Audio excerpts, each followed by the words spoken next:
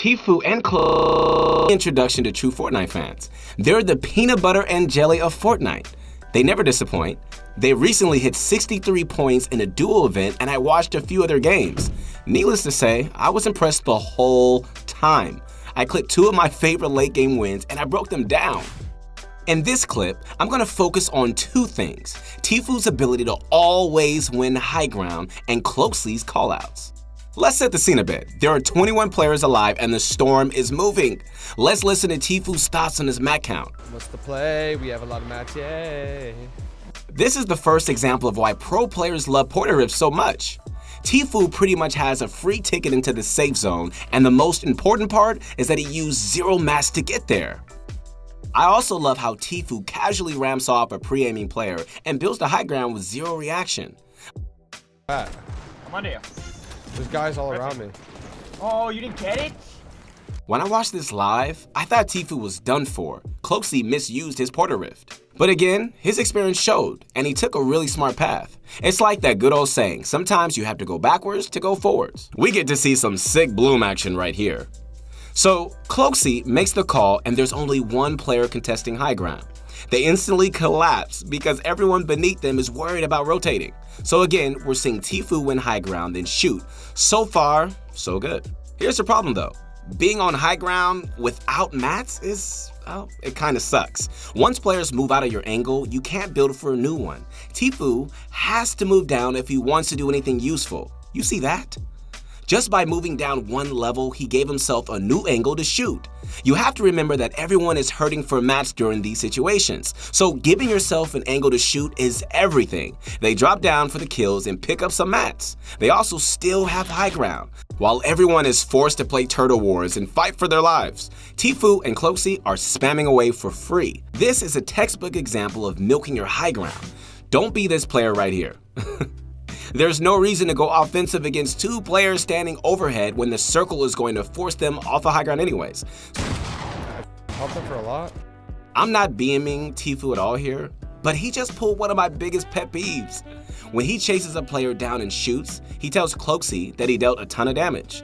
It was actually a ghost shot that did 0 damage. Imagine if you're Cloakzy and you jump in expecting a free kill, but you end up dying. I don't want to harp on this for too long, but clear and accurate calls matter a lot, and Tfue usually makes great calls. But sometimes 1 mishap is all it takes. Tfue gets knocked down and whips a few shots, but luckily Cloakzy has the foresight to rip Tfue out of trouble. Alright, so right now there's 5 players left and 3 players are still in the air. Another thing to note is that the storm is moving fast and is on a slope of a mountain. This means landing is going to suck.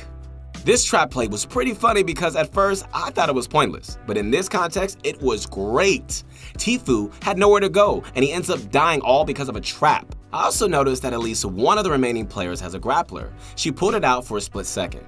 And Tfue had a grappler as well, so Cloakzy is far from safe on high ground.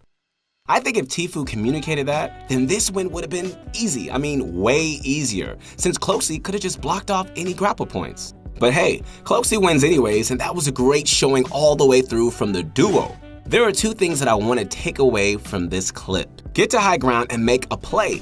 You have the advantage, you don't need to press it, or else there's no reason to go to high ground in the first place. Now, you saw Tfue do it, right? So go ahead into your next game and copy him. Always find ways to help out your teammate in duos. Sometimes you need to reposition or full on engage.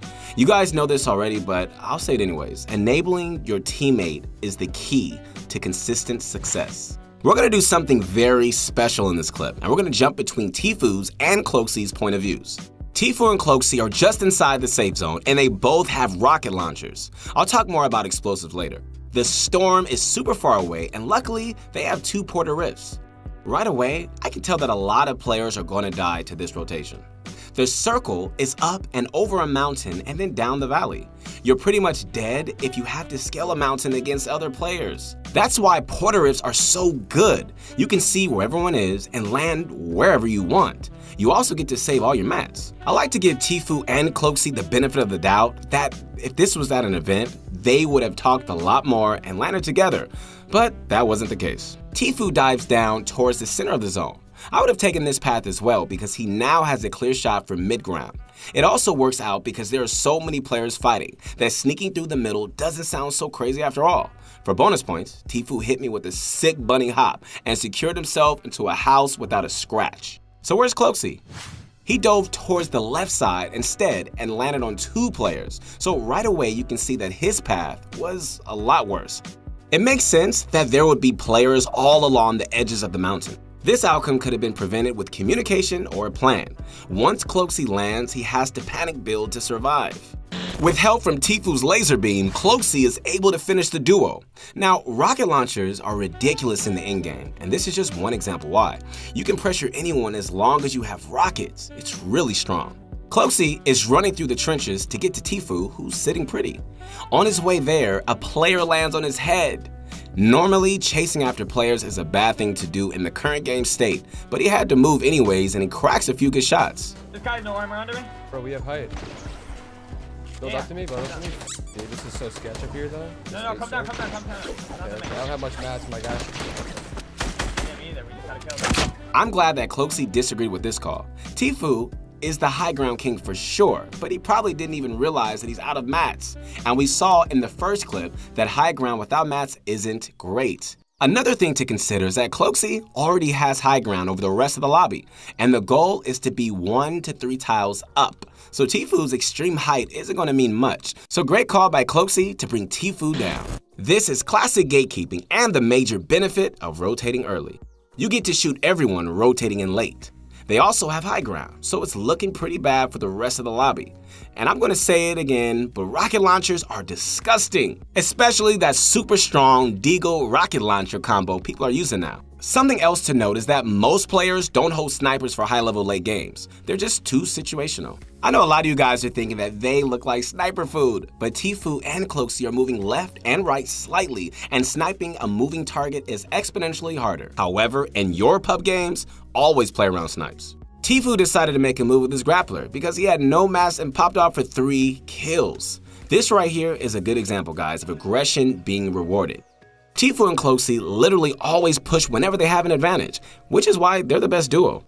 It's down to a 2v2, and I'm going to say that I'm a little surprised that Tfue didn't react faster or respond aggressively against this player.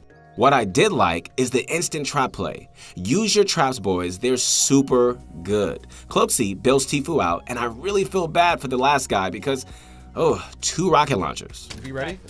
I'm in here for 28 flash, 28 flash. I'm Got him. nice. Tfue and Cloakzy exploded for a handful of kills to close out the game, and these are the lessons you need to take away. Use explosives. Way too many players skip over explosive weapons. Using a rocket launcher correctly will double your chances of winning. One simple tip is to follow your rocket with AR shots. Calculated aggression is the way to go when you're getting health on kills. Remember that grapple play Tfue made that suddenly turned into a 3-kill explosion? Yeah, good things happen when you go for plays. Even if they don't pan out, you can learn from it and improve. I jumped straight into the late game and I skipped over how they got there, so let's go over that real quick. Tfue and Cloakzy's preferred landing spot was Frosty Flights all the way. It's pretty much their new Westworld landing spot. It offers a ton of mats, plenty of loot, and planes. They also had 1 or 2 duels contested in most of their games, which hands them free shields. They took their time with their rotations as well. After Frosty Flights, they never really had a second designated point of interest. They just went wherever was best for the storm. They never rushed and kept looting until they absolutely had to move. And thankfully, for my entertainment's sake, they didn't avoid fights in the mid-game. Tfue and Cloakzy are opportunists by nature, so I saw plenty of third parties. They also shredded through any duel in isolated 2v2, so if you guys are interested in mid-game fight analysis, let us know by leaving a comment down below. The last thing I want to talk about is their loadout choices. Tfue and Cloakzy both favored the heavy AR and pump shotgun.